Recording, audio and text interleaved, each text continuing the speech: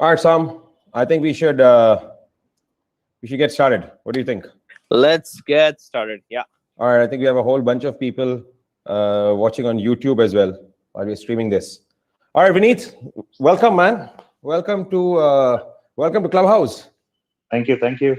What do you know about Clubhouse before we start? Not much. This is my first week. Actually, it's my first time that I'm joining any particular club or any particular room. All right. It's very easy. It's just native. You just talk as much as you want when you want, especially if you're a speaker. Hey, Gaurav, I've just pulled you up. I've pulled you up to be a speaker, Gaurav. So feel free to join as a speaker and jump in whenever you can. No pressure. All right, folks. Very warm welcome. Ah, nice, Vineet. I see you updated your bio. That was very quick work. Yep. Good stuff. All right, folks. Very warm welcome to all of you. This is the second Clubhouse room that we are doing at Interview Kickstart. The topic is FAANG versus startups. I think this is something that every engineer is constantly asking themselves at I'd say at different points in their career, especially if you are thinking about what next, right? So our goal today is to explore this room, all its dimensions, obviously take a lot of questions. I want to just give like a 30-second intro, and then I'm going to let Soham and Vineet introduce themselves. So Vineet, very, very interesting. Vineet used to be at a startup called ShopBop, right? Is that right, Vineet, correct? And yeah. Sorry, go ahead. It's a little interesting story. So ShopBop is a subsidiary of Amazon, but it does got acquired by Amazon, right? Yeah. It does operate independently. Yeah, exactly. So I see. That's why it has like both flavors. It has flavor of startup, and it also has a backing of a big company. Awesome. So Vineet's an interesting guy to talk about this topic because Vineet spent a lot of time at Bloomberg, right? Then at ShopBop, which is a startup. ShopBop got acquired by Amazon, and Amazon did something very interesting. When they acquired ShopBop, they actually interviewed everybody, and you had to actually pass the Amazon interview bar to actually get into Amazon. So Vineet's seen this, more traditional company like Bloomberg, startup ShopBop, then at Amazon, and the other person on here is my official partner in crime, the crime lord himself, Soham. Soham and I run Interview Kickstart. Soham was very early at Box, very, very early at Box, and stayed all the way up to the IPO. So that was his real startup gig, apart from obviously Interview Kickstart. Before that, Soham was at eBay, Microsoft. So also seen all sides of this. I actually been working in the startup ecosystem for the last 10 years. I worked as the CEO of a startup company. I've run my own startup. I'm running another startup of my own right now, which is Interview Kickstart. And I've spent 5 years on the dark side, which is venture capital. So we've seen this from different angles. And the goal here is to explore all of this. We'll start off with a few questions, and then that we want to explore, and then we are going to bring in people, right, and take questions that we might have from the audience. But before I do that, Vineet, tell us a little bit about yourself, dude. What have I not covered? I also have a little bit of experience in another startup, but that was 20 years ago. That was right after my undergrad. So it's been an interesting journey. So in India, I joined this startup called Selectica, and then I came here to do my master's. Then I spent 10 years in Bloomberg, and then 5 years in ShopBop, and now I'm in Amazon, a group called Amazon Live. So I'm a software development manager right now, and I started my journey as a developer. So in Bloomberg, I spent about 7 years as a developer before moving on to a managerial role, which is called like a team lead as a starting level manager in Bloomberg. So I have about 7-8 years of management experience right now. And when you say here, you mean the Bay Area? No, I'm actually on the East Coast. New York, East Coast? Yes. Okay. Yeah. All right, cool. That's another dimension to this. Soham, you want to quickly tell people about yourself, and then we jump in? You already I think summarized quite a bit. There's nothing really more to it. It's just the last few years at Kickstart, seeing a lot of people going to FAANG companies as well as startups and to the entire spectrum. Before that at Box, from like 5-10 people all the way to 1,000 people. Box is much bigger now as well. And before that at eBay, again fairly small when I joined, and now it's like massive. So I suppose my experience has been in like growing companies from small to big ones, as such. So seen both sides as well, and I'm a big fan of being at FAANG companies. Just putting it out there very mildly. So. All right, gents. Let's get started in with I'd say the most challenging question that I think many people ask. I know that many of our students ask this to us while they are going through the program and thinking about what next, is who should even think about joining a startup, right? Clearly, startups are their own kettle of fish. They are fast-paced. They, in very many cases, are not organized. Processes are not in place. The mission itself changes very significantly from time to time. Are there any type of character traits, or are there any things that people should be very comfortable with if they want to thrive in a startup? So I'm going to start with you, right? Box was really small when you joined. I remember the story you told me. You actually walked into a room to have a meeting, and Aaron Levy was sleeping on the couch, and so they decided, hey, we can't use this room. Let's just go to the coffee shop, right? So from that small all the way up to what it is today, what's important to know when you are thinking of considering a startup? A lot of things. I'm sure like an essay can be written on this. But like couple of things stand out. One has to be comfortable with uncertainty, and one has to enjoy uncertainty, not just be comfortable with it, not just have it as a neutral option to certainty, but like prefer uncertainty over certainty. Like the ups and downs and the roller coaster ride that comes, being in a small setup that largely doesn't exactly know where it's going, and it is driven a lot by market forces more than its own internal force. Is It can be very thrilling, and can also be very stressful depending on how you see it. But if you find it thrilling, then startups are for you. That's one. The other, at a high level, the other thing, which is very important for being in a startup, is to realize that it's a lifestyle, right? You have to plan for a few years of this. You can't just be saying, let me try and see what happens for a year, and if I don't get the excitement I want, like, I'll quit. Like, you have to spend some 10 years of it, and a few startups, and one of them or two of them will work out for you. So so it's not a short-term decision, and one has to be fundamentally comfortable with uncertainty. Those are the two standout characteristics. So how they differ from being at a FAANG company. Vinith, anything that you want to add in terms of like who should be thinking about this, who should not be thinking about this? Yeah, building up on what Soham already said, I think risk averse or risk seeking nature is definitely one of the components, because a lot of startups fail, but if they make it big, they make it really big, right? So if you are that kind of person who prefers more stability, more predictability, then maybe startup is not for you. But if you're early in your career, and if you feel that, yes, I can take chances, I believe in this company, I believe in the product, and I want to grow with it, then I think startup may work out really well. And then the other thing is, sorry, did I interrupt you? No, go ahead, Vinith. Yeah, and then the other thing is, because startups are usually like, again, depending on at what point you join, but if you're joining really early, then you may need to wear different hats. So, for example, in the established companies, the roles are kind of defined that, okay, a standard fungible software development engineer would be working on mostly on the backend side. The front-end engineer would be working on the front-end side. But in startup, you may want to be more flexible. So they may tomorrow ask you to start digging into different databases that you never heard of, or start picking up front-end stuff, depending on the business need, depending on where the team is, where the project is, etc. So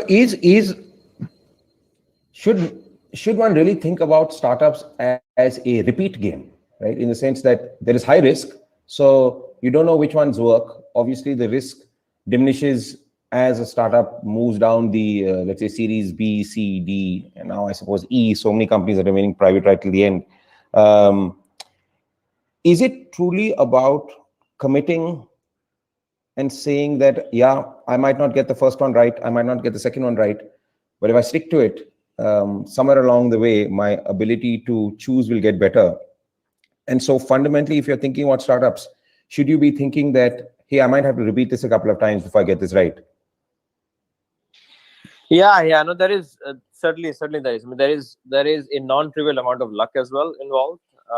But like you said, your ability to choose certainly gets better from one to the next, like that. And what I've also found is that if you start your own at any point, like, and it may not be like a formal incorporated startup with funding or whatnot, just your own volition to start something on the side and try to sell it, just that simple act will accelerate your learning on how to choose a good one down the lane. Like, if say whatever your project you start, you try, sell, doesn't really work, but the learning that you get from that, you can use to pick good startups as well. But it is yes, it is not like a one and done thing. Like, you could join Google and pretty much guaranteed that potentially your kid is also going to work for Google. Like, really, that's not what startup mentality is. Like, you have to get in thinking, realizing that you just have to learn. You have to learn what is successful, what how it works, what makes something successful, what kills things, and then take those learnings. And if you're not lucky in the first one, go take them to the second one, refine them, take them to the third one, refine them, and then somewhere along the way, it works out. That's generally how I've seen it work. And comparatively, in a FAANG company, you get much more stability as such. Hey, Gaurav, good to have you here on the speaker panel, man. Hi, Ryan. Thank you, everyone, for having me. I see you with the same glass of beer. I am. That doesn't Always. change. Always. Awesome. Gaurav, you think this is like a repeat game? Startups a repeat game? Sorry, I actually just joined, so I missed some context. Yeah. So quick context. So we're talking about FAANG versus startups, right? What are the choices between these career paths? Are there true choices? Is there a false choice? And so we're just trying to explore this. And the question I asked Soham just now is, when you're thinking of a startup, knowing how risky they are potentially, is it a safe bet to say that if you are thinking about it from a career choice perspective, then you should think about this as a repeat game, that you probably have to go through a couple of startups before you hit one that really rocks? Do you see that differently? Do you think, yeah, if you're committing to a startup, fundamentally commit to the fact that you might have to choose a couple? Or do you think, no, you choose one, doesn't work out, don't necessarily need to continue? Yeah, that's a really good point. I definitely think I agree with Soham. It's not a one-shot trick. There are a lot of factors that beyond you, your skill set, your determination and drive, that determine the success of the company. So it could happen that in a certain situation, it might not be the right place, right time, right market, right product, everything. But if you keep up with the intensity that you want to actually have a startup experience, you want to build your career like that, you should be open to trying a few out. It's a very personal choice. So everyone has different conditions to discuss. But I would say that you should definitely try out a few if the first one doesn't work out. So, I actually have a very strong view on this. My view is that it is absolutely the only way, right? And my view actually comes from a investing standpoint. If you look at the best VCs in the world, even their track record is maybe 1:5. If you're phenomenal, right? More like 1:10. And so if the best VCs in the world who are betting on these, thinking about these, learning, investing, doing this day to day, if their best odds are 1:10 or maybe 1:5, you've got to think about doing this at least a couple of times. But let's move away from startups, right? Let's move away from startups. Now, let's say I am an engineer. I'm deciding what next, guys, and I'm now saying, okay, you know what? I'm open to considering both startups or FAANG companies. It's very early in my in my thought process. How the hell do I go about getting attention from these companies, right? Is there completely a different approach to reach out and get the attention of the FAANG sets of folks? Is it very, very different to try and, how do I even reach out, connect, find out which are the right startups to look at? So maybe we'll go like this. Vineet, given your vantage point in Amazon and the fact that you were at ShopBop before, how does one get the attention of recruiters in startups versus, let's say, FAANG companies, or FAANG companies versus startups? Do I need to be doing fundamentally different things? So my anecdotal experience says that the processes in FAANG companies or any big established companies are kind of rigid. So they have a certain channels that, okay, you have to go through these particular channels. For any fresh graduates, that they have dedicated new hiring channels from colleges. For experienced people, they have dedicated different lanes, and they have strict processes that everybody has to follow. Whereas in startups, it's usually a little more flexible. So networking, reaching out to people works better in the startup area compared to FAANGs, in my opinion. Because even if you reach out to a manager in FAANG, there is no guarantee that the manager is going to get you an interview slot. It totally depends on whether the manager is the hiring manager himself or herself, or if it is a completely separate team, then he or she may not have that much influence. It totally depends on that other side of recruiters and managers. But in startup mode, this situation could be a lot more fluid, like because by definition, like they are kind of small, so people have a lot more say in networking and in influencing other people's decision on who to interview and who to not.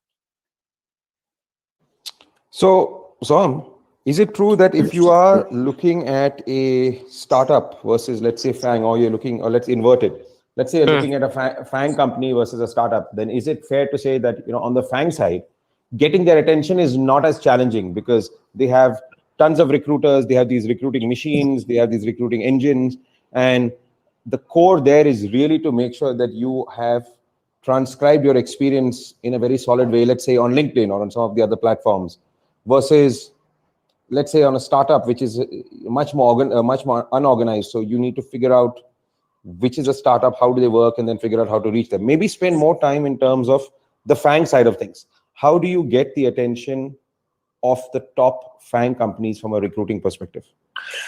Yeah, certainly. I mean, it's much more, like, it's magnitude easier to get attention from FAANG companies. I mean, those have massive recruiting machines, like hundreds and thousands of recruiters.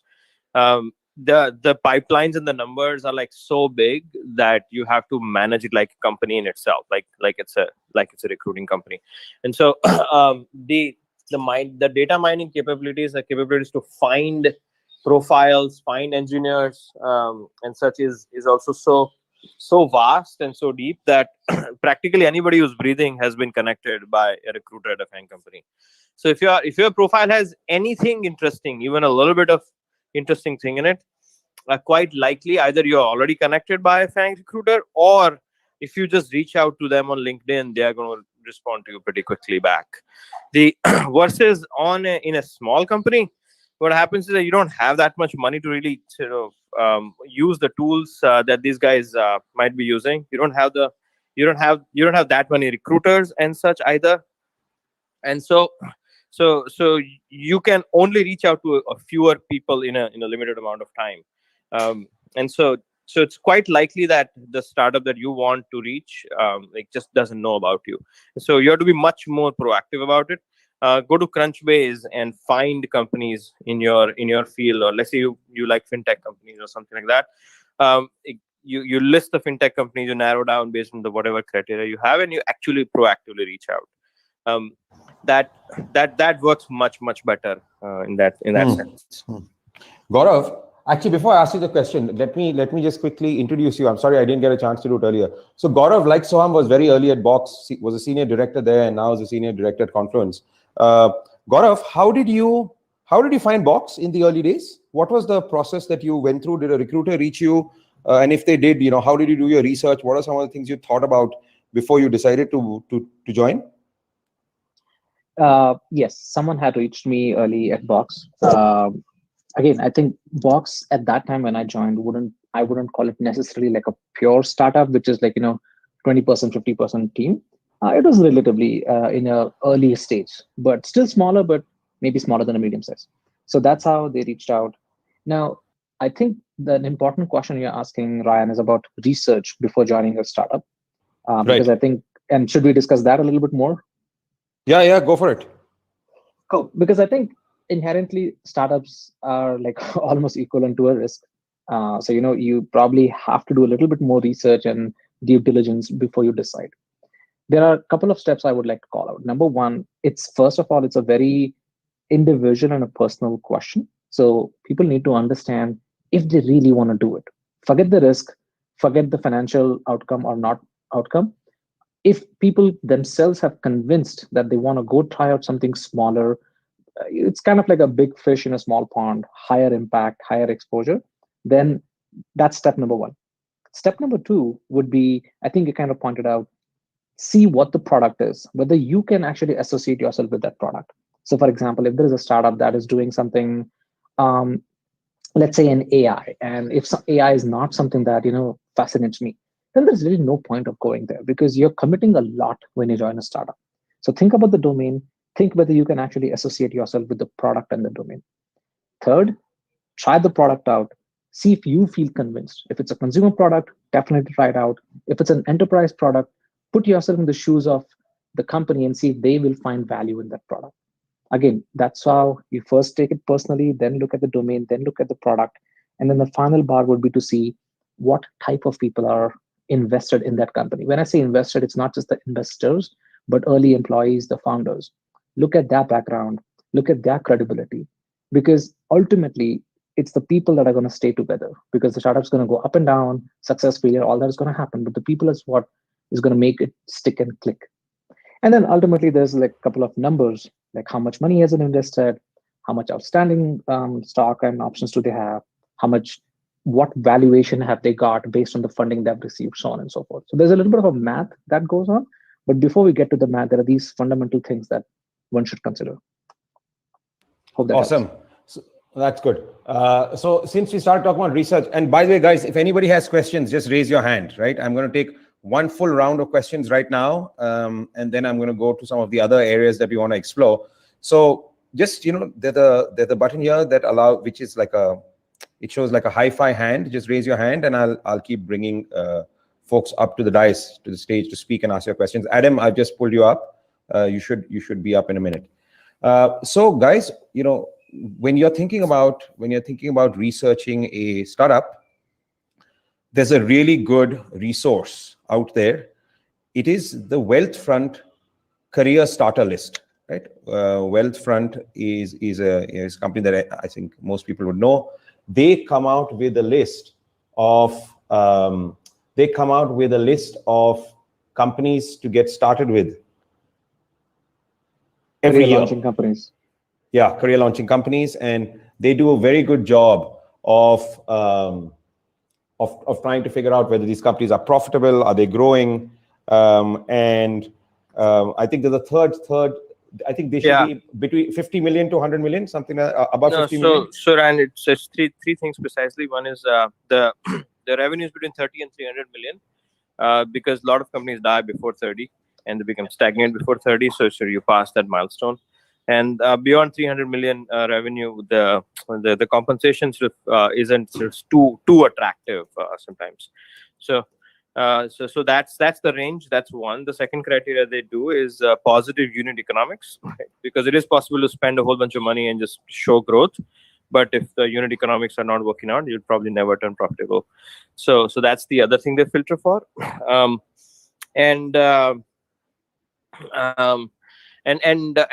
third thing is that these companies are growing at least 50% year over year in revenue, and so that's those are the three things that are that's the entry ticket to be into that list.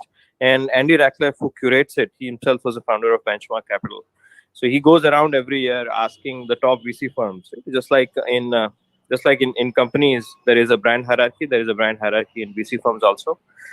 So he only goes to the top VC firms and asks these three questions and gets companies to be put on that list. So that's how the list is made. And for those who those who understand it, it's a freaking gold mine of a list. Very easy to find as well on it, and many of those companies have very similar interview processes like that of FAANG companies. So they're just going in that journey is like you just pump more money and you just go. Right. So it's an excellent list as such. Awesome. All right, man. We've got folks up here to take questions. By the way, guys, Vineet, Gaurav, Soham are all part of the IK platform. Vineet and Gaurav are active instructors as part of the platform. I think we have Adam. So is Adam, yeah. So is Adam, exactly. Yeah. Adam, your mentor on the platform as well. Good to see you here, dude. Quick background, if I remember correctly. Adam, you took the program, you took the IK program, and post that joined Google. Is that right? Yes, I joined IK in 2017, and then well, at that time I was already in Apple, and then I took a little bit more time to prepare, and then I joined Google 1 year after IK. Awesome, Adam. Did you have any question? Is there anything that you wanted to add? Yeah, two quick questions. One is on a couple of occasions I heard Soham mention he prefer or he recommend a FAANG more than startup. That's the first question. Why, Soham? The second question is just now did you guys mention a website or something that gave us all the criteria and the ranking for the, or I didn't quite catch what you guys mentioned. Yeah, that's all. So let me take this. Let me take the second one, Adam, and then I'll hand this over to Soham. Yeah, proud alumni. Good to have you here.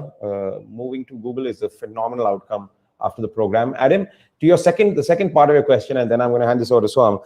So there is a list that comes out every year by Wealthfront. Right? Wealthfront is a fintech company run by Andrew Radcliffe. He used to be the founder of Benchmark Capital, very well established in the ecosystem, highly deep amount of expertise. He puts together this list where he assesses all the fast-growing startups that you could join, right? Career launching companies is what he calls them. And you can find them all over. You can find it anywhere on the web. Just go to Google and search Wealthfront career list, right? Career starter list. Career launching company. Career launching company, sorry. And he has 3 criteria on which he evaluates these companies. He doesn't rank them in order. So he doesn't say this is number 1, this is number 2. He just puts out a list and says, if you are thinking about startups, then this is a good set of startups that you could launch a company at because the odds of them succeeding are higher than most, and their unit economics are also very, very good, right? So that's a good list to look at. Soham, I know you have a strong view about this, right? You have a strong view about why FAANG makes more sense, and we'll talk about the fat fire after this. But what's your thought process? Why do you believe so strongly that FAANG is a much better bet now than startups? Sorry, before I go there, is there a way to pin that list somewhere here? I don't know if that's the case in Clubhouse. But anyway, the career launching companies is what I meant. So let's see. For FAANG, I mean, lots of reasons. Now, the summary. I'll start with the summary. The summary, Adam, is that today FAANG gives practically everything that a startup would give. Right now. And there was a time when these large companies, the world was like large companies versus small companies. Like you join a small nimble startup and it will eat the lunch of the large company that doesn't move fast enough, and hence you'll get the market share and you'll make history. But obviously large companies have figured that out now, right? And for the last decade or so they have figured it out. That this is what's happening from the small places, and so they are now running the shop, right? Where you get all the advantages of a small company plus the stability of a big company. Right? So as I'm sure you know, being there, right? Initiatives like self-driving car and health initiatives, like they They were incubated within Google as startups, right? And then they were spun out. Even otherwise, the the rest and west culture in startups is sort of in large companies is generally going away. Like the slight bit of excitement is being built up more than before. So you spend 10 years at a large company, like you not only get the thrill of a startup, you also get the compensation, right? Both. And the yet another big reason actually to be at large companies is that the innovation at scale, right, can only happen in large companies now, right? See, just yesterday, Google open sourced the transformer with the trillion data points. Like something like that would never happen in a small company, right?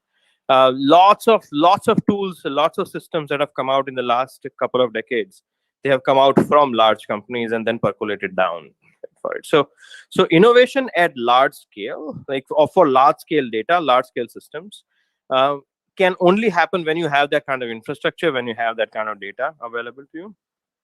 And small companies can innovate more in processes and more in like joining disparate things together, like say rideshare. So rideshare innovation happen in the small companies, but any deep tech innovations will likely only happen in big companies going forward, and that has sort of happened in the last decade as well. So so that's yet another reason. Plus, obviously, Ryan talked about the fat fire thing. Ryan, you should explain what fat fire is. But generally, the idea is to sort of retire with a large enough nest egg. That's much more surety comes about being at a FAANG company in that sense. The recruiting bar is also quite different. Like large companies also hire people who are very, very driven compared to like domain experts, right? Which startups tend to hire. Anyway, so like those are some of the reasons for being in large companies. Thank you. Awesome. So that's quite a counterintuitive point, guys, that innovation today, the way it's set up, and some of the most innovative things that we are seeing are in fact coming out of large companies, right? I would say the most, possibly amongst the top 3 most successful startups in the last 10 years has actually come out of Amazon, which is AWS, right? We don't think about AWS necessarily as a startup, but it was a startup within Amazon. I mean, it's done so well that the next CEO is from there, right? Vineet, just spend maybe a minute on this point, right? How does Amazon, I was joking the other day saying that Jeff Bezos is the only CEO that I've ever known who has left the company on day one, right? So there's this day one culture at Amazon. They seem to be innovating, inventing, wandering around, inventing like crazy, very, very startup-ish kind of culture. Do you see that at Amazon? When you are at Amazon, do you believe that, hey, this is very startup oriented, innovation is happening at a crazy pace, and so we are likely to invent as much or if not better than startups? And maybe talk about the case of AWS, because many people, when they think about starting their career, they think that, hey, if I go to a startup, it's going to be much more inventive, and that might not actually be the case anymore. Yeah, sure. I mean, I agree 100% with everything that Soham said. And even my personal opinion is also like I'm more inclined towards FAANG than startup. Regarding innovation, like AWS is clearly the market leader and the most visible outcome of an innovation inside a big company. But there are a few others also, right? Like, for example, Kindle. Kindle is also very popular, started in Amazon. And there are like many other groups which are also like some proprietary information, so can't really disclose a lot of them. But there are many groups which are starting at the same, starting along the same path of constant innovation, trying something different, willingness to fail, and taking calculated risks. As long as you have good data to justify your decision, like that is encouraged. So that is, I agree with Soham that like they have not just the infrastructure, but also money, right, to spend on trying out these different initiatives and seeing whether it works. And if it doesn't work, that's fine. Like you learn from your mistakes and you move on. Right now, I am in a group called Amazon Live. So I won't say that it is like a completely novel idea. Like live shopping experience is Amazon is not the first one, but my current org also acts like a startup, and we are also iterating over a lot of different concepts and trying out different things, see whether it works or not, and then continuously innovating on providing the best possible live shopping experience to the customers. So I definitely agree with that. I don't know whether I answered your question or not, but I just want to add No, one yeah, more thing. yeah, absolutely. Yeah, one more thing to it is from the selfish point of view, I think your own brand is also another motivating reason to prefer FAANG over a startup. Like, for example, if you have a name tag of Google, Amazon, Facebook on your resume, the probability of you getting noticed by the recruiters increases a lot. So compared to, let's say, there is a less chance that you join two startups and both go super big, right? Like as we discussed earlier, like there are quite the contrary, like many startups fail, some may make big, but having those names versus having names like Facebook, Amazon, Google on your resume matter a lot. That's very interesting, Vineet. Very, very interesting point about signaling from your own resume. I actually am of the view that, and Sam and I talk about this a lot, is that today companies are more important from a signaling perspective than even a university. So a Google or a Facebook or an Amazon or any of these top companies, right? They are a better signaling device than even a Stanford or an MIT. So personal brand is a very interesting thing. Now, before I go to Aesop's question, just to round out this point. So 3 reasons, guys, why people typically are thinking about this trade-off, right? One is, where does it make sense for me? And Vineet added the thought about brand there. Second is, hey, I want to do really inventive work, right? And Soham's point was effectively that, hey, the most inventive work is coming from the top companies. And if you look at the top companies today, they've all realized that, keeping that startup culture is important.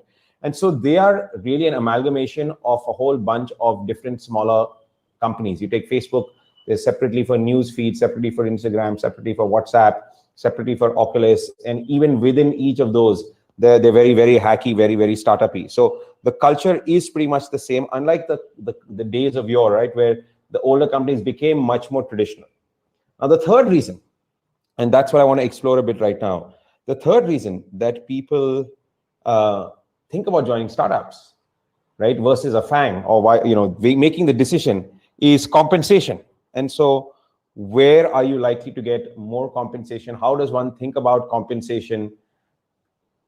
Is it true that if you want to make disproportionate wealth, life-changing wealth, right, or multi-generational changing wealth, that it is only possible to do it in a startup, or can you actually do this even at FAANG? The question I'm going to put out is this.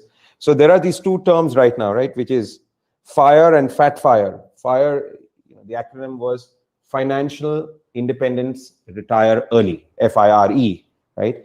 And when this came up, there was a lot of excitement saying, hey, I want to be a FIRE person. I want to have this independence. I want to retire early.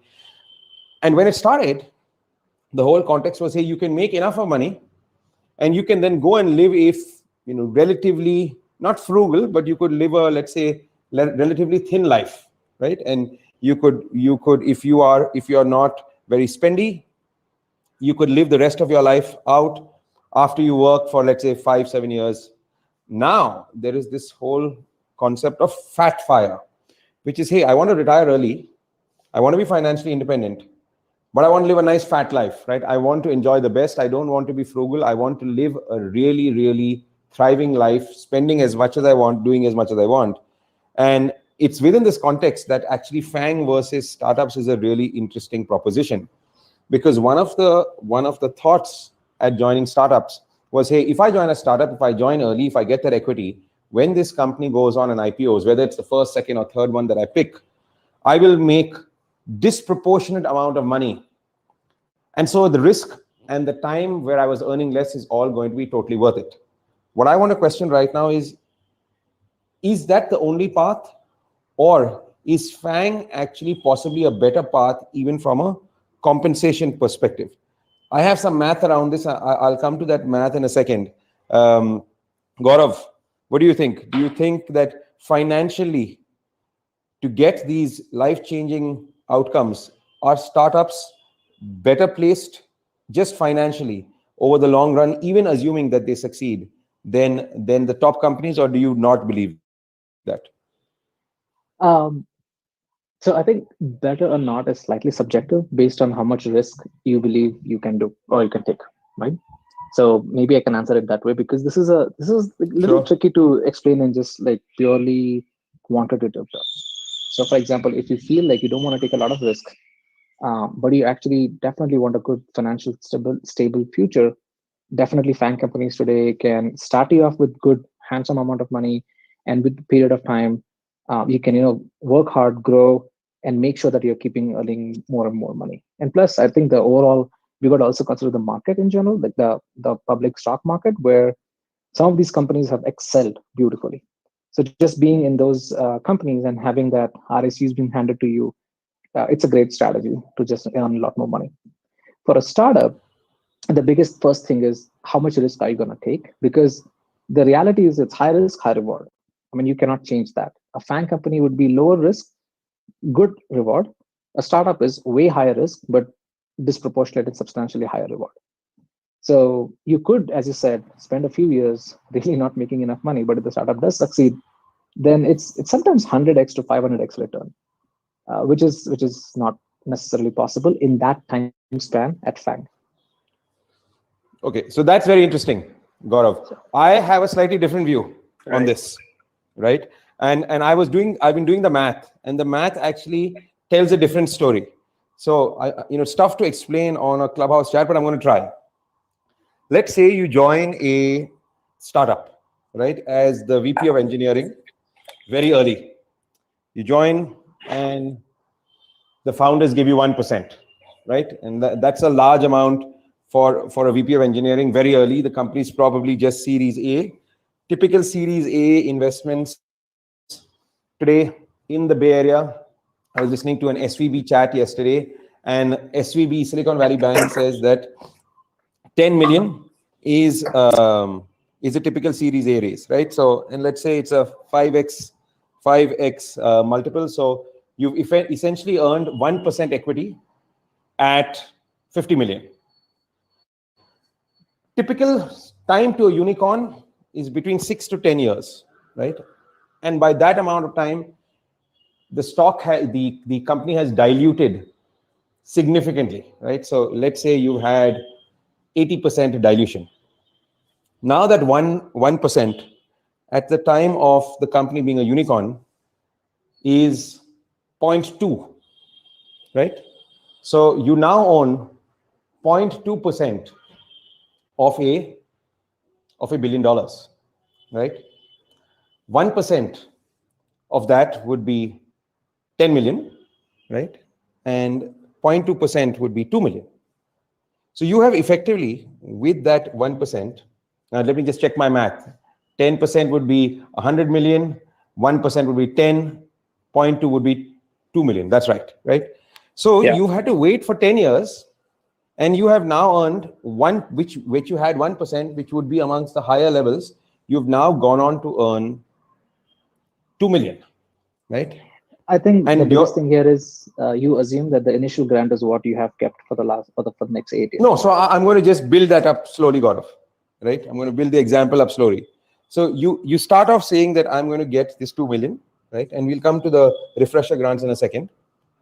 During that time, right, you have possibly earned compensation, which for the first 4-5 years, or maybe first 3-4 years, is lower than you would have earned at a FAANG company, right? Now let's just compare equity to equity, because compensation wise, I think it's quite clear that the FAANG companies would pay you more right through. Now let's say you join FAANG. They're already established, they're already in, and this is to your point, Gaurav, they're already established, they're already in the market. As a, let's say, senior director, VP, you get, let's say, 600K, right? Maybe possibly more. I'm just being a little conservative. Now that of that 600, 300K is equity and the rest is cash.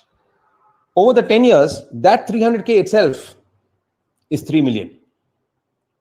And these companies are also growing like crazy, and their multiples are also growing like crazy, right? And in both cases, you're getting refresher grants.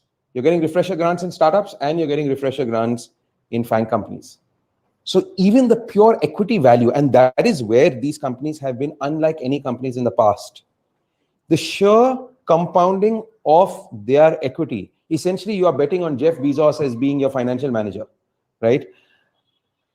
The way in which these companies have grown and the ability for them to offer equity that is growing so fast and that is publicly tradable, even my argument is, even from an equity standpoint, it does make much more sense in most cases to actually bet on the FAANG companies, right? So what Vineet was saying, and both Gaurav and Vineet were saying earlier, is what it comes down to is it's not wealth, because wealth you are likely to make as much, if not more, in any of the FAANG companies, level for level. It is not necessary inventiveness, because the FAANG companies are inventing as much. It is not necessarily personal brand, because the brand is better at top companies. It really comes down to fundamentally what you feel like doing, right? What do you identify with, right? And obviously, where is career growth more? And that's possibly the next thing we should cover, guys. How does career growth work? Is it different for different folks? But we have a bunch of people who have come up for questions. Let me just hand it over to Aesop. Aesop, you had a question? Yeah, I think what you guys covered in the last 15 minutes or so kind of answered it indirectly, but it seems like the pros that you guys are touting for joining a startup is only if you do so, if you join at a point very early, or you're founding a startup, or you have significant stake where your personal outcome is affected by the success of the company. So that seems to be what is being discussed. So I was wondering if there is a benefit in maybe the angle of becoming a better engineer if you join a startup where you are not the in the first 10 members. Do you think you can become a better engineer at a FAANG versus at a startup where you would hypothetically be involved in doing more projects? Just you have to build things faster, and you're going to be in charge of more things because there's less horsepower. Wanted your opinion on if you can be what do you think of your learning as an engineer at a FAANG versus a startup? Okay, Yeah, that's a great question. Gaurav, just hold on a second. I want to add something to that question and then have you guys answer it. So I want to link this to career paths, right? Clearly at a startup, you have more breadth. You have to work on many things. The startup itself has less resources, and so it's highly likely from a career perspective that you will have exposure to many more things versus the FAANG companies where things are much more organized and maybe you have more depth. So within that context, Gaurav, from a career development, both from a learning as well as, let's say, moving up in your career to different levels faster, how do you see the trade-off between the two? Yeah, my answer is probably going to be not very black and white. And I'm going to speak from my own experiences at a larger company and then experiences at I wouldn't call it necessarily like a very early startup, but that's like one of the career launching phases where it's, like between 30 and 300 million, where there is enough of product market fit and stuff like that. A big company, which I have a huge respect for, makes you a very well-rounded, disciplined engineer because you learn a lot of software discipline fundamentals. When you come out of a college, you are a student who knows how to code. But when you work at a big, large company, you learn the discipline of the entire software development lifecycle because these companies have done this well. They have the right processes, practices, all of that, which really makes you like a very well-tuned, fine engineer. In a smaller company, in a much more faster growing, dynamic, frankly, chaotic environment, you learn the entrepreneurial skills of being able to be leverageable or more scrappier or more resourceful when you're engineering. The other thing that a smaller company gives you is that you become a generalist very quickly because on a given day, you are doing everything from CSS and JavaScript in your UI to your APIs to your backend to your infrastructure to databases. So that type of this fire hose exposure and breadth, you are higher probability of getting into a much smaller company than a larger company. So there are pros and cons to both. I wouldn't call one better over other. Interesting. So does that matter by level, guys? We've not explored this by level. If from a career, and so maybe you can add into this. Actually, from a career, go ahead. Brian, sorry, may I just add one more point? Yeah, Vineet, go for it, please. Yeah, so I think Gaurav's analysis is spot on. I just want to add one more thing, that if the impression is that in the larger companies, like, you may not grow as much, that's what I want to call out. Like, that is not the case, at least in the FAANG companies, because in Amazon we call something a bar, right? Like, and the bar keeps increasing, meaning that if you are operating at, let's say, SD2 level, you need to constantly grow to meet the bar. So they are constantly challenging you, not just in terms of responsibilities, but also it is expected from you to be a better version of yourself, even without anything else changing. So that way, like, you cannot be stagnant just because the company is big. So it might come up to you that how much you want to grow and how do you want to grow, but a growth is absolutely necessary, even just to survive, not just thrive in the big companies, especially FAANG. Cool. Som, you were saying something earlier?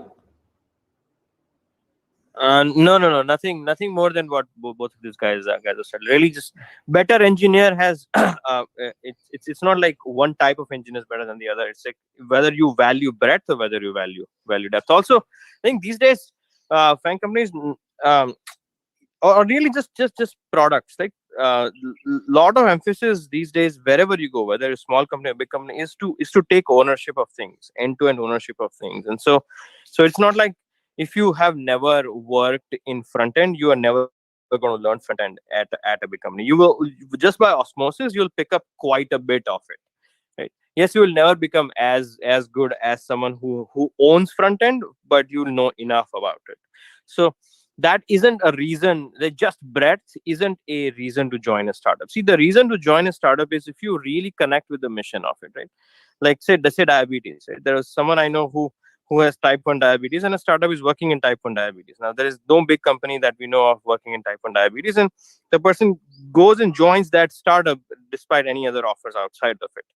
So that's like a reason to join startup. Or the other reason to join a startup is to say that this group of people, it really believes in something, and I would like to be associated with this group of people. Like, that's how I had joined Box. Like, there was no other rational reason to really join Box, for example, in early days also. So those are some of the reasons you join startup for. It is less about I will become a better engineer here or there. I mean, that's very, very circumstantial, and you may get better or worse projects really anywhere. Just to answer the question from of Isop directly. And Isop, I love your name, by the way. Yeah, it's a very cool name. All right, next question. Avinash, Otabek, Bhargav, Abhilash. I think we've got 4 questions. Let's just take them one by one. Avinash, you had a question? Yeah, I have a couple of questions actually. So yeah, go for it. I was 2018 cohort. I was in December batch, and then now I am working for Netflix. So I have a couple of questions. The first question is, you were all mentioning about the stability, right? So whether it's FAANG or startup, if you don't perform, you will be let go. So could you talk a bit more about the stability point of view? The second question was about the immigration. So currently we are all on, I am on H1B visa. So that is something which is actually stopping me from exploring startup. Do you guys think should that matter, or what would be the weight I should give to the immigration? Okay, so 2 questions here. First of all, Avinash, congratulations.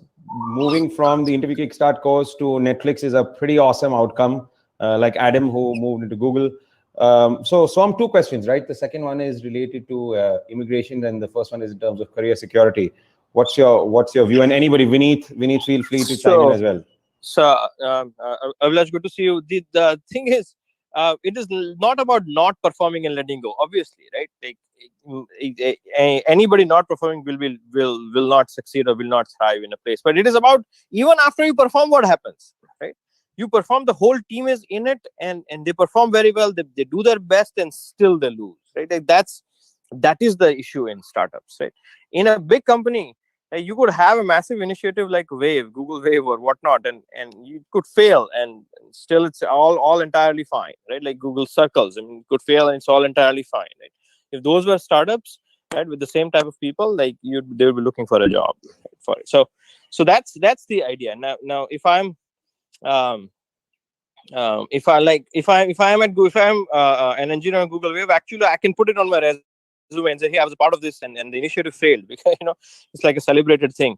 Versus, I don't know if you might even remember, there was a new browser that had come about, right? Like you possibly don't even remember that, right? And if I put that on my resume and I worked on this new browser that had come about, you'd be like, hey, that was a dumb idea.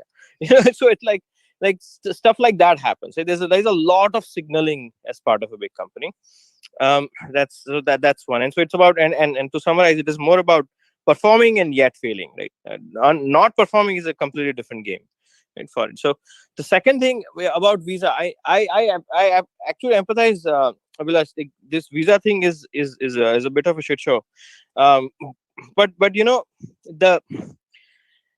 the best way to think about this is that it is going to pass, and this visa shit is going to go away, and at some point you will live a life which is outside of those things, right, for it.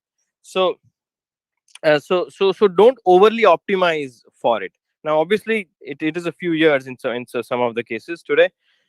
Even then, like, big companies often make decisions sans visa. Sometimes they do, like if you don't have enough time left on H1 and stuff, like they don't make you an offer. But otherwise, nearly all decisions are made without the visa. And Gaurav can potentially chime in, because he's in that capacity at the moment as well. He's in the exec team of a fast growing startup. So he can potentially say, if he's still here. It looks like he's left. But generally those decisions, I think he was having some problems with his internet, so he messaged me. Right. Yeah, no worries. Usually those decisions are not made based on visa. Like people figure it out. If they need you, they will figure it out. Like that's so try and make it more secondary in your thought process whenever you can. Find reasons and excuses to make it more secondary. I don't know if that helps, but that is the right way of looking at it, I think. All right. This helps actually, Soham. Thank you. Cool. Thank you for your question. I love your profile picture, man. All right, I'm going to move forward. Otabek, I'm not sure if I got your name correct. How do you pronounce it? You got it. Otabek. Got it? All right, lovely name. Hey, go for it. Great discussion. So far, a couple comments, and then I have a question. So far, what I hear is the comparison between FAANG versus startup. At a certain level, it's boiling down to how much risk and what kind of risk you're willing to take. Startup, a lot more risk, but potentially more reward, and FAANG, more stability. And then the other piece I notice is for why people would want to work FAANG versus startup might be a big culture, might be a big element to that. And my question is regarding flexibility in FAANG. I'm a solution architect at a large healthcare company, and I work in a large enterprise. And flexibility between teams is a bit tough. So I know the need earlier talked about, for example, AWS and Kindle being almost like a startup within Amazon. So what's the likelihood of being able to switch once you're at Amazon, or being able to get into a group that is doing interesting things like that? Or, Vineet, was your point that every team at Amazon functions as a startup? Thank you. That's a great question. Vineet, you want to take that mobility between different teams and opportunities at an Amazon? Is it a very is it like a moat where you can't move around, or is it easy to move around from teams over time? Yeah, that's a great question. I won't say it is. It's somewhere in the middle. It's not either that once you are in a team, you are stuck there, or it is extremely easy to just switch teams. Like when I moved from Shopbop to Amazon, like that was an internal transfer, but I still had to go through 4 rounds of interviews. So I would say it depends on which team you are applying for and what are their standards. However, it is definitely, I would say, easier to pass the interview, mainly because for internal transfers, the bar is that you have to meet the bar. You don't necessarily have to exceed the bar at that level. Whereas when you are joining from outside, at least I'm speaking for Amazon. I don't know how it is in Facebook and Google, but when you're coming from outside, the expectation is that you are better than 50% of the people at that level. So that criteria is not there for internal transfers, but you still have to go through interviews. And whether you have to go through interviews for any kind of switch, that depends on the team. So some teams make it mandatory, no matter where you are, no matter how awesome your performance is with your previous team, they still interview you for whatever reasons. Does that answer your question? Yes, generally yes. How about the culture though of working within teams? Does it feel like a startup or does it feel like a big enterprise? That also like changes from team to team. Like when I was part of ShopBop, it was very different from where I am right now. And it's actually interesting that even though ShopBop has more startup-y kind of feel because it was a separate company and it is much smaller compared to Amazon. Right now, the team I am in, Amazon Live, which is actually much smaller initiative. So it feels more startup-y in the current team than it was in ShopBop. So culture would change again from team to team, and whether it was a subsidiary or like an initiative started within the company itself. Awesome. So thank you. So just to round out that question, what have we seen with folks in other companies? I think we have Ted. I saw Ted in the audience. I'm going to try and bring Ted up because Ted's was at Facebook after the program. I want to just get his point of view in terms of Ted. I've sent you a request to move you up. All right, you're up. So what's your view of this in some of the other companies, and then I'm going to go to Ted. So you mean the mobility within yeah mobility? yes moving within teams. Yeah, it's the culture. But the culture is different in different parts. Yes, certainly. Like I'm reminded of a meme. Maybe not the right word, but where they depict Microsoft culture versus Google culture versus Facebook culture, and in Microsoft culture you'll see different parts of Microsoft like with guns holding. It's like. It was actually quite funny and quite insightful. So culture absolutely can be different, and one has to be quite aware of it. But within company, mobility is not restricted as such. Even when I was at Box, which is sort of by far a very small company, within that also the restrictions were just not present as such. One has to just keep the culture in mind before moving. Like you have to find out and say like this org, this VP, this executive team, this BU has what kind of culture. You have to actually explore that and then make the move, certainly. But if someone is wanting to make the move, right, very likely they have also seen something exciting in some other part of the company as well. So I'm not sure if I'm answering your question directly, but generally speaking, I've not seen too much trouble within internal mobility, especially if you're performing well in the place that you are at. Now, if you're not performing well, and the reason is actually culture, and you just don't, or like some relationship-based reason where you just don't gel with your manager and stuff, then yes, it does become harder. Because if I'm trying to accept that person, the first thing I'm going to see is how have you been doing in the space that you are in right now. So those are the things that become bottlenecks. But otherwise, it is much easier to make the move internally compared to going outside and trying to prepare for interviews and then trying to sort of showcase your craft again and again. And does that answer the question? Yes, fantastic, gentlemen. Thank you so much. I also see Vladimir on the attendees. I believe he works at Google. Would be interesting to hear some of his points as well. Just going to nominate him, but thank you. I'll get him up. Ted, good to have you, dude. I think we last spoke a couple of years ago, and for those of you who I'm not sure how many of you know Ted. Ted was one of our alums. He went from IK to Facebook. The way his preparation for interviews was like it should be framed, right? It was amazingly well done. The guy really put in time and up-leveled massively after the course. Ted, what's your, first of all, really good to have you here, dude. What's it like in Facebook? Is it easy to move to different teams within Facebook? How does that work? And then, I'm going to just take the next set of questions and maybe stick around here, Ted. We could use your inputs on some of the questions. But in terms of mobility within teams at Facebook, how does that work? Yeah. Sorry, Ryan, to interrupt, but given that it's beyond the hour, we may want to refresh the room and set some time expectations. Okay, guys. Yeah. So sorry, Ted. Let me quickly refresh this. Yeah, So, no guys, problem. quick. We'll run this for another 10 minutes.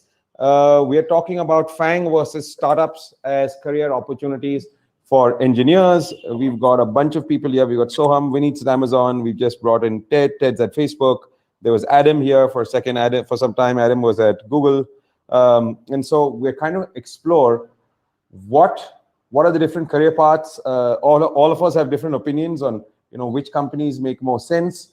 And that's what we've been trying to explore. We're going to put out a white paper on all of this over the next couple of days. And so look forward to that. Also, please follow me and follow Soham. We are planning to do this once a week to start off with. We're going to explore very pertinent topics in careers around software engineering, not interviews per se, careers in general, right? And we plan to bring folks who are experts at different companies, at different roles, all specifically focusing on topics that are uniquely oriented towards engineering careers, right? So that's a quick pitch for what we are doing on Clubhouse. Ted, what's it like at Facebook, dude? What's the mobility?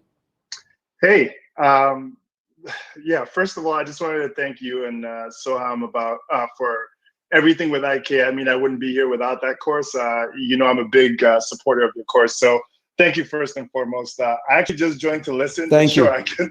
I can also talk. So mobility at Facebook is pretty much as I think someone else described it. You can't really do it unless you're performing well on your current team.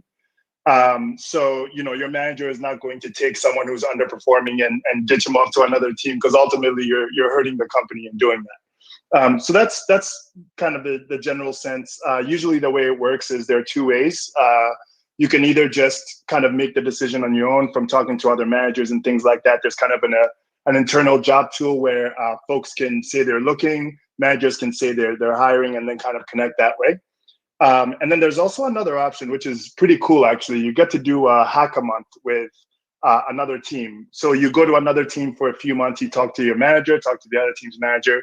You get to go there, try it out, really get a sense for the team, their goal, whether you kind of work well with the people, and then decide whether you want to join that team or not. And then everything just kind of happens smoothly from there. Again, it's pretty much all about how you're performing, whether you're trusted, and that kind of thing. And from that point on, it's pretty easy, I would say, pretty straightforward. Awesome. Thanks, Ted. Feel free to hang around here if you want to chime into any more questions.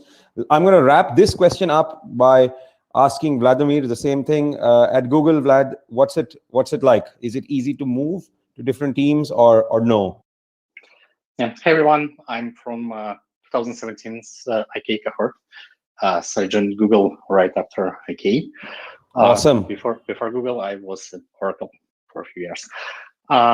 So compared to other companies where I worked before, it is very easy.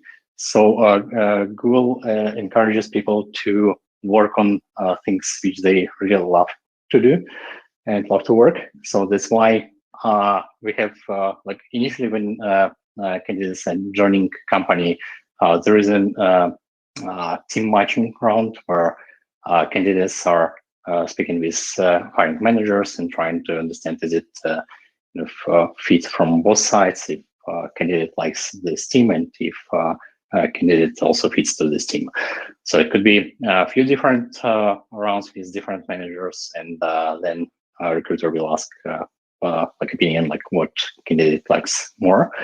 So I personally haven't changed my team, so I really like what I'm doing there, and it offers nice growth opportunities. But I saw other people who are joined our team from other teams, or who left our team and joined some other team within the company. So we have also internal tool with all open positions, and each Googler can schedule a meeting with hiring manager and have some informal discussions about to learn more about job in this team, as well as we also have some other internal resources, courses for other people who wants to change either ladders or go, for example, from from other similar kind of technical roles to software engineering. So yeah, I would say it's pretty easy, and it's even encouraged people to work on something that they're really interested in. Awesome, Vlad. Thank you. Great move from IK to Google, and thanks for the inputs there. So Otabek, it looks like it's fairly mobile. Amazon seems to be a little bit more structured. Facebook, Google seem to allow that fluidity a little bit more. All right. Bhargav, your question. Hey, thanks for having this room. No worries. I don't have a question necessarily per se. So I'm coming from the total opposite end, where I, out of college, I was thinking about FAANG, and I'm very grateful I managed to, get to the final rounds and even get one offer. But I decided ultimately to go to, and I think this is, when you say have the title FAANGs versus startups, I think it's very important to distinguish what stage of the startup, right? Because if you're Series D, pre-IPO, your upside of joining as an engineer there, when the engineering org's still for example, like today, right? If you're on the job market, joining Stripe right now is not, wouldn't look too different than maybe, or like Robinhood, because they're about to IPO, right? And so that's it's a very different stage of a startup versus like a Series A, or even more early a seed round, where there's a lot more risk involved, as well as compensation in dilution, equity dilution over time, even with refreshing. So that's just one point I just wanted to bring up. Ryan, I think, and Soham, I think you guys kind of touched on this previously, but with regards to financially, right? What makes more sense, right? There's plenty of kids out of college they're trying to FIRE, right? Retire early, financial independence. That is an appealing thing, and yeah, it's I'm curious as to seeing your analysis on it.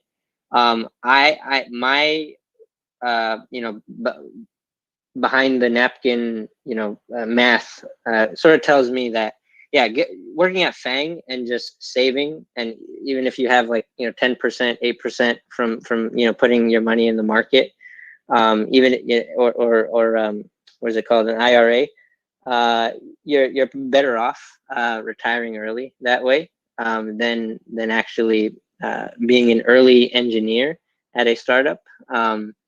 But I think the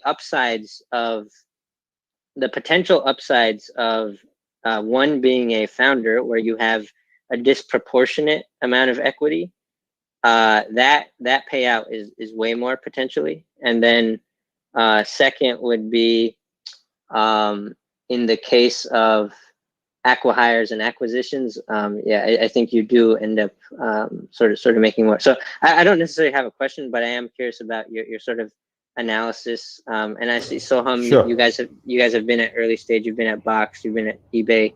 So I'm curious as to know sort of, if you what that sort of looks like, sure. and the actual math. Awesome, Bhargav. So, very quickly, I think we've already covered a little bit of this, but I think your first point was very, very interesting, which is that not all startups are equal, right? The level of risk goes up the earlier you go, right? So you're absolutely right? It is very different depending on when you join, right? Hence the career launching list. Now, in terms of the finances, I'm going to very quickly run through that. I won't get into detail because we've spent a lot of time on that already. Two things to be noted. As a founder, you're thinking very differently. That is not that's not an employee construct, right? So as a founder, you are, if the startup works, likely to do incredibly well. If the startup goes on to scale, right? If the startup doesn't scale, then obviously as a founder, you might still not make as much, even if there is an acqui-hire. The thing to be noted is that even if you make money from a startup, it is when you take into account risk-adjusted returns, they are much lower. Even in absolute terms, the way the compensation has split, the way these companies are doing in terms of the equity market, the fact that this is publicly traded, so essentially stock is just money that is not yet vested, right?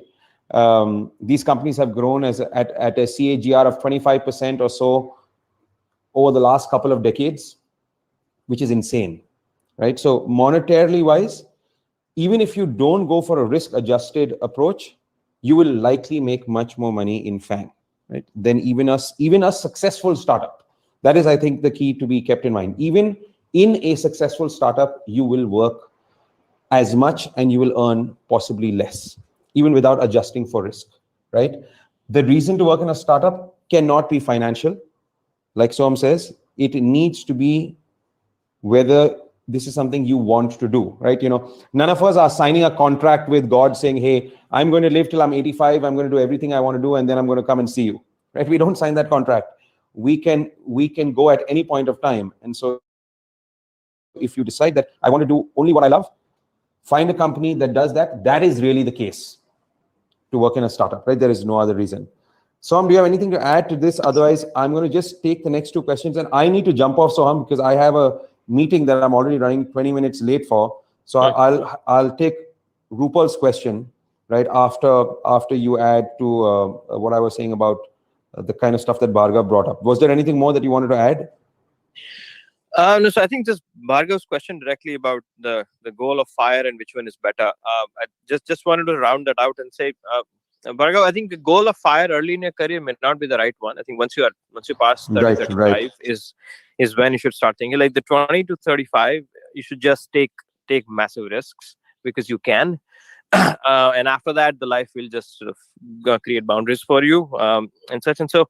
But if that is the goal, really any point of time, like Ryan mentioned, at this point, fortunately or otherwise, I think large companies is where it is at. The probability of you doing a FIRE in a smaller company is just going down by the hour for it. So unless obviously you are a founder, like you said, and you have a modest exit and so you have a lion's share of that exit, then yes, it does make sense. But that's a whole another ball game. Hope that helps. All right, Rupal. But before I take your question, Rupal, Vineet, thanks a ton for being here. Vlad, Ted, thanks for jumping up. Soham, always good to have you here as well. I'm going to jump off, guys. I have a meeting that I'm running 20 minutes late for. This chat has been fabulous. Next week, same time, we are going to have another topic. And please feel free to ping this out to all your friends, any of your colleagues. We want to try and build a community on Clubhouse with folks who are interested in engineering careers and just try and drive as much value as you can. So cheers, guys. Have a good evening. I'm going to jump off. Soham's still here. So the questions are going to continue. All right, cheers, guys. Vineet, special thanks to you, dude. Bye. No problem. Thanks. Pleasure's mine. All right, folks. Rupal, good to see you again. How are you? What's going on? Yeah, so I think after IK, like from past 6 months, I have joined like a mid-sized company. So I was interested in knowing like if anybody else here has joined like mid-size, not a FAANG, not Facebook or Google, but a mid-sized company. So, I mean, I think the company culture is really good, and I was looking more for stability, not to get more pay and not getting more stress. So I was my main goal was to get more stability and longer term, stay in the company for longer term. So in terms of compensation and then like refreshers and whatnot, like what is the experience like and how can you basically get best out of that? Let's see. Among the speaker list, I'm not sure if anybody is at a mid-sized company. Ted's Facebook, Vladimir's Google. Abid, Manoj, are you guys Are you guys? I'm not sure where you guys are, and then if you're able to answer. If anybody from the audience wants to take this, also happy to bring them up. Yeah, I can speak for myself. This is Apit. First of all, Soham, thank you very much for putting the program together. It is awesome. And Vineet, I have been taking your class. So it is good. So far, so good. Rupal, actually, I am in the kind of mid-sized company as well. And that's like about, I am working through a mid-sized company, but into a big enterprise, right? Again, it depends upon what are your priorities, what are your values, what do you want to accomplish, right? So I have a lot of control from mid-sized company, but at the same time, I have an enterprise level experience, right? And I have been with them for the last 13 plus years. And now I am managing 3 different clients, and all of them are $100+ billion companies, right?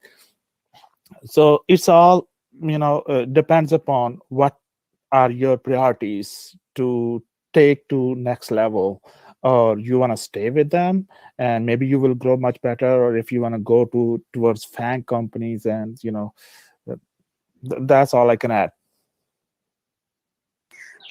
Sounds good, Abid. Thank you for that, Drupal. Knowing where you are, I think it's the right choice.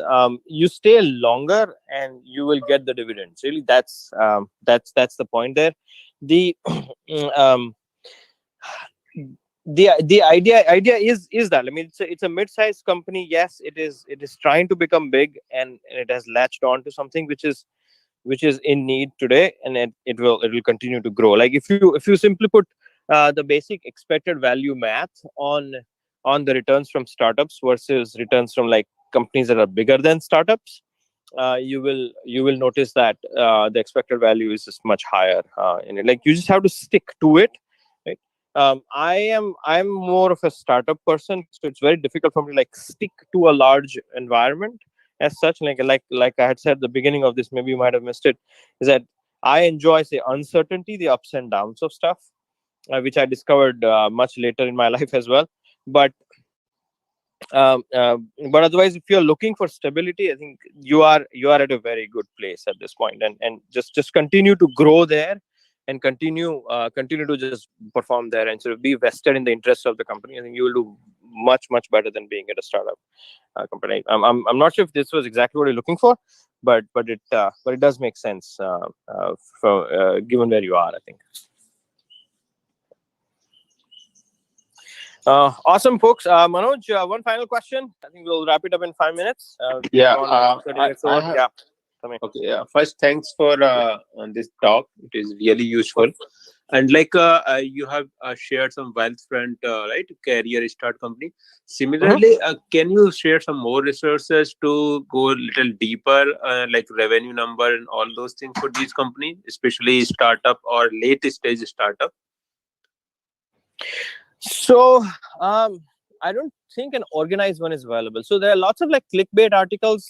Forbes produces stuff. There is something called a breakout list also. But those are more clickbait and more like favored kind of articles. Like if you know a good VC, you can get into that kind of thing. That's what I have observed. Like most of them are biased. Like many good companies, Slack, I did not see any good article.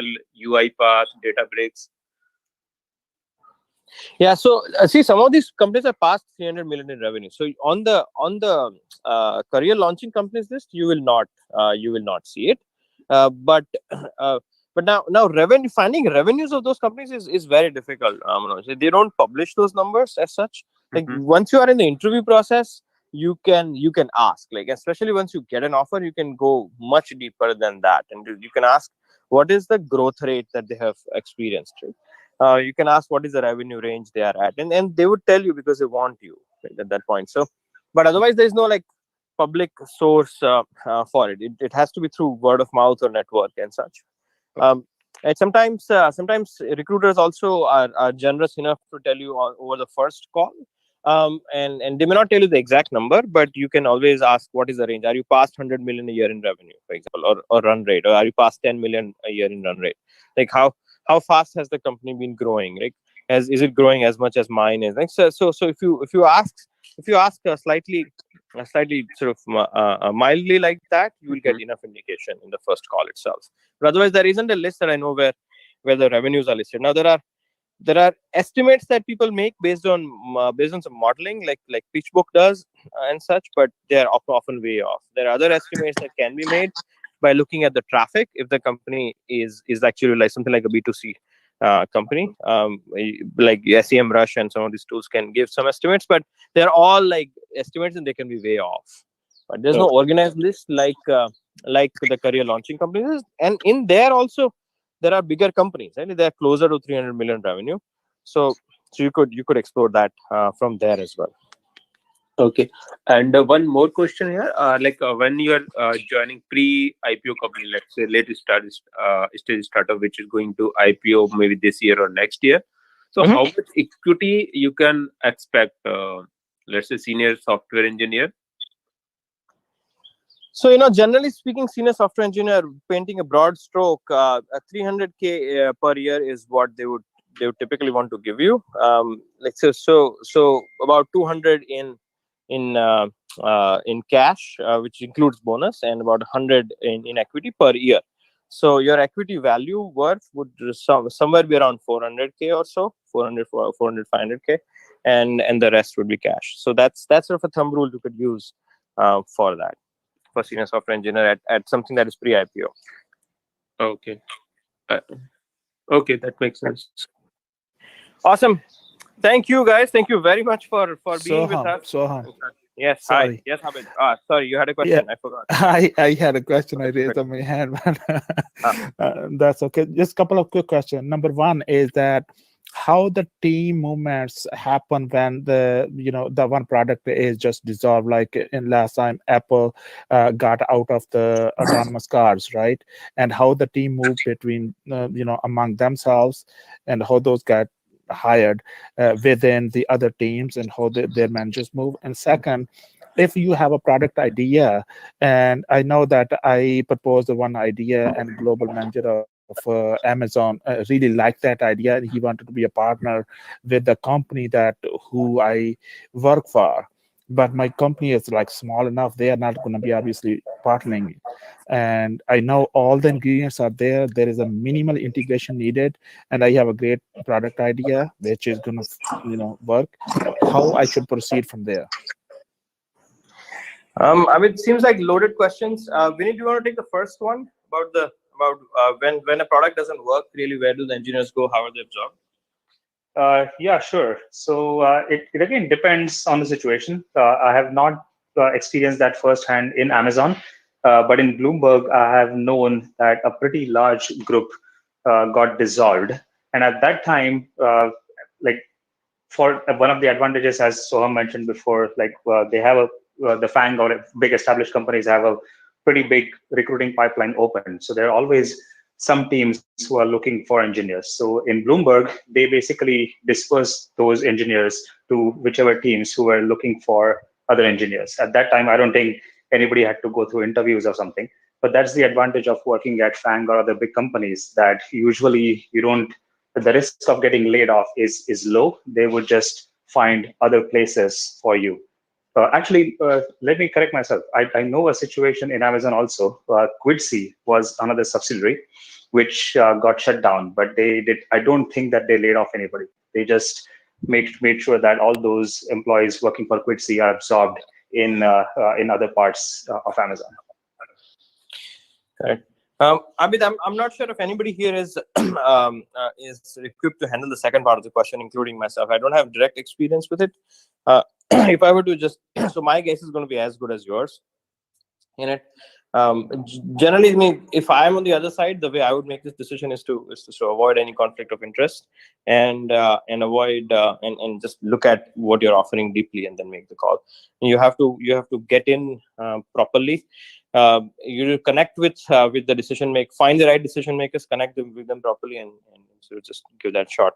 Sorry, I don't know if that part helps at all, but I hope the first one did from Vinay. It definitely does. Thank you very much, guys. I really appreciate it.